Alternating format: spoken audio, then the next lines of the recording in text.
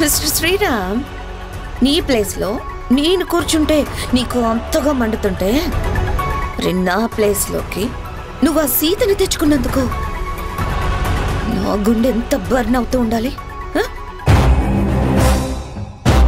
హే, మాట్లాడవే.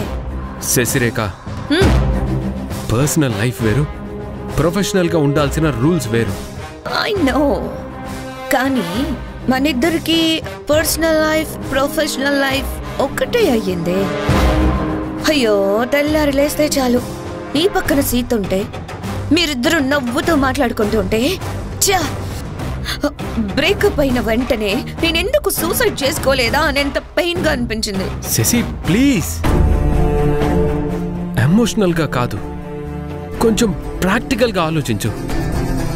ఇప్పుడు మనిద్దరం పెళ్ళైన వాళ్ళం, ఇలా గతాన్ని తవ్వుకోవడం కరెక్ట్ కాదు అని బుద్ధి తెలుసు, కానీ మనసుకి, దెబ్బతున్న మనసుకి తెలీదుగా.